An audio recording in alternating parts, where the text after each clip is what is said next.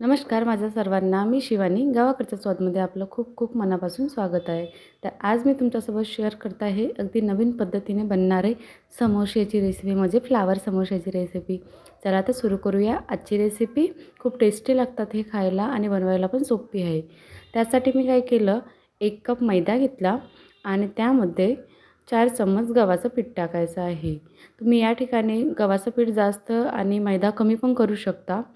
पण कसं आहे मैद्याने जी क्रिस्पीनेस येते ना, ती छान येते. म्हणून मी 1 कप हे घेतलं आहे, मैदा घेतलेला आहे आणि 4 चम्मच गव्हाचं पीठ घेतलं आहे. त्यामध्ये 1 चम्मच अजवाईन व थोडंसं जिरं घातलं आहे व चवीनुसार थोडंसं मीठ घालायचं.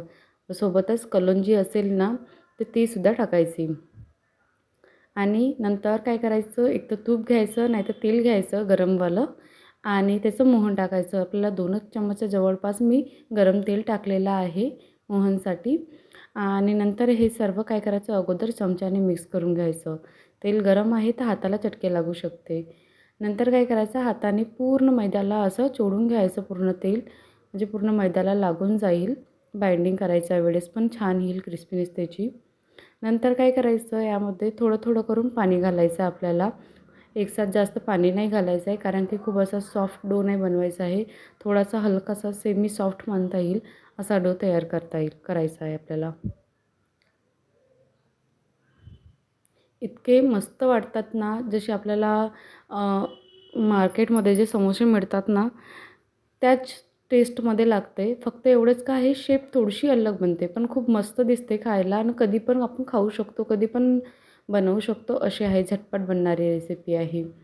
तर डो पण तयार करून झालेला आहे. त्याला रेस्टवर ठेवलं आणि बॉईल केलेले पोटॅटो होते ना, ते थोडे मॅश करून घ्यायचे आहे.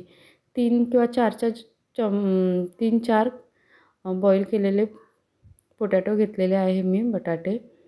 आणि त्याला असं मॅश करून घ्यायचं. नंतर त्यामध्ये मसाले ॲड करायचे आहे. जसं अर्धा चम्मच मी रेड चिली पावडर घातला आहे. नंतर थोडीशी हळद घालायची, पाऊण चम्मच. आणि नंतर धनिया मसाला, गरम मसाला थोडासाच टाकायचा, गरम मसाला जास्त नाही टाकायचा. आणि चवीनुसार मीठ टाकायचं. खूप जास्त मीठ नाही टाकायचं, कारण की अगोदर आपण डोमध्ये टाकलेलं आहे, तर यामध्ये थोडंसं कमी टाकायचं. जे मसाले तुम्हाला टाकायचे आहे ना, तुमच्या आवडीनुसार ते टाकायचे. आणि सोबतच थोडीशी मी हिंगसुद्धा घातली व अद्रक लसणचा पेस्ट होता ना, तोसुद्धा त्यामध्ये ॲड केला. आणि थोडंसं हलकंसं जिरंसुद्धा घातलं. नंतर बारीक चिरलेली कोथिंबीर आणि थोडीशी कस्तुरी मेथीसुद्धा घातली. आता यामध्ये तुम्ही बारीक चिरून कांदा पण टाकू शकता आवडत असेल तर, पण मी टाकला वगैरे नाही. फक्त आलूच टाकले उकडलेले आणि बाकी मसाले टाकले. आता हे सर्व पूर्ण आलूमध्ये मसाले पूर्ण मिक्स करून घ्यायचे असे छानपैकी. मिक्स करून झालेले आहे. तर यामध्ये मी 2 चम्मचच्या जवळपास कॉर्नफ्लॉवर टाकत आहे, कारण की याच्याने बाइंडिंग बरोबर येते आणि मसाला जो आहे ना, तो बाहेरसुद्धा निघत नाही, बरोबर आतमध्ये चिपकूनसुद्धा राहते. यासाठी थोडंसं कॉर्नफ्लॉवर टाकलं मी. आता हे सर्व मिक्स करून घ्यायचं आणि जो डो होता त्याला एकदा आणखी मळून घेऊ छानपैकी आपण. आणि याचे मोठ्या मोठ्या आकारामध्ये गोळे तयार करून घ्यायचे आहे. तुम्ही याचे 2 किंवा 3 किंवा 4 तुम्हाला जितकी मोठी पाती बनवायची असेल ना, तितके मोठे गोळे तयार करायचे. मी कमीत कमी 3 गोळे तयार केलेले आहे यामध्ये. आणि नंतर काय करायचं, जे हे असते ना, चॉपिंग बोर्ड किंवा कोरपाट असेल ना, त्याच्यावर लाटून घ्यायचे. खूप जास्त पातळ नाही, खूप जास्त जाड पण नाही. जशी पोळी लाटतो ना, त्याच शेपमध्ये ठेवायचं. खूप जास्त असं हे नाही करायचं, पातळ पण नाही करायचं, खूप जास्त जाड पण नाही ठेवायचं. दुसरी पण पोळी लाटून घेऊ, म्हणजे चपाती. आणि ही जी आहे ही साईडला ठेवून देऊ.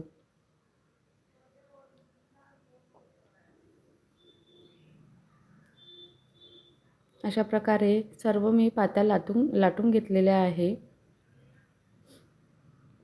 थोड्या मोठ्या आकारातच लाटायच्या, म्हणजे आपल्याला मसाला जो आहे ना, तो फिलअप करता पण येईल लवकर आणि एकसाथ खूप सारे बनवता पण येईल.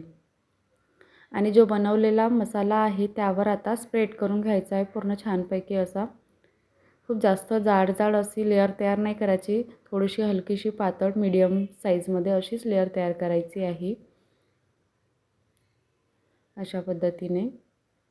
आणि कॉर्नरला मसाला पूर्णपणे नाही लावायचा, थोडंसं साईडने ठेवून द्यायचं हलकंसं.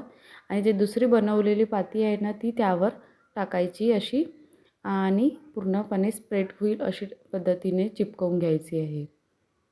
जे साईडचे कॉर्नर आहे ना ह्यासाठीच साईडमध्ये मसाला नाही टाकणं पडत, कारण की आपल्याला चिपकवायचं असते म्हणून.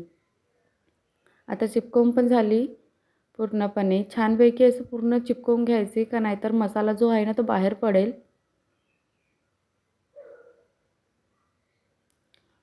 आणि चिपकवून झाल्यानंतर हलक्या हाताने बेलनने थोडंसं लाटून घेऊ, हलक्या हाताने अगदी.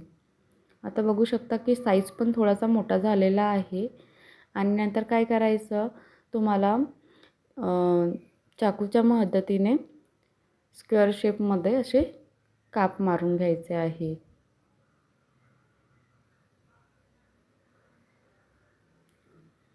पिझ्झा कटरनं पण कट करू शकता किंवा चाकूने पण कट करू शकता. असं स्क्वेअर शेपमध्ये आपल्याला पूर्ण पातीवर असे कट मारून घ्यायचे आहे, कापून घ्यायचे आहे.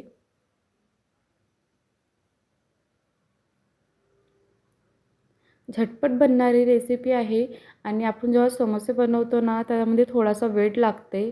यामध्ये तितका वेळ लागत नाही, लवकर बनते पटकन. एक साथ खूप सारे बनवून पण तयार होते आणि इव्हनिंगमध्ये खायला पण झटपट बनणारी रेसिपी आहे. किंवा कोणी पाहुणे आले ना तेव्हा पण ही नवीन पद्धतीने समोसे बनवून त्यांना चारले ना तर ते पण खुश होतील अशी रेसिपी आहे. आता काय करायचं की एक साईड इकडचा आणि एक साईड तिकडचा असे कॉर्नर्स जे आहे ना ते चिपकवून घ्यायचे दोन्ही साईडनी, एक वरून एक खालून. नंतर मीडियम हॉट ऑइलमध्ये याला फ्राय करायचे आहे. गॅसची फ्लेम खूप जास्त हाय नाही ठेवायची, खूप जास्त लो पण नाही ठेवायची. मीडियम फ्लेमवर याला फ्राय करून घ्यायचे आहे खूप मस्तपैकी झटपट. इतके मस्त वाटतात ना, अगदी नवीन रेसिपी जी आहे ना ती अगदी चवीला पण खायला मस्त वाटते आणि बनवायला पण. आणि दुसरं म्हणजे दिसायला पण खूप सुंदर दिसते. जशी बदामीची शेप वगैरे असते आणि एक अंबाडीच्या झाडाचं जे फुलं असते ना तर त्याच्यासारखी पण शेप दिसते याचीवाली, म्हणजे पाकळीसारखी अशी खूप छान. अशा पद्धतीने बाकीचे पण जे फ्लावर समोसे आहे ना ते फ्राय करून घ्यायचे आहे आपल्याला.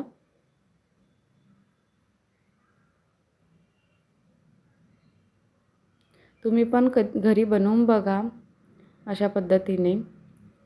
आणि नंतर फ्राय करून झाल्यानंतर प्लेटमध्ये सर्व करून घेऊन तुम्ही सॉससोबत किंवा चटणीसोबत कशासोबत पण एन्जॉय करू शकता किंवा असे पण खाल्ले ना तरी खूप टेस्टी लागते खायला. अशा पद्धतीने आजची रेसिपी तुम्हाला कशी वाटली मला कमेंटमध्ये सांगा. आणि आवडली असेल तर माझ्या चॅनलला फॉलो करा आणि सबस्क्राईब करा, व्हिडिओला लाईक करा आणि शेअरसुद्धा करा. थँक्यू.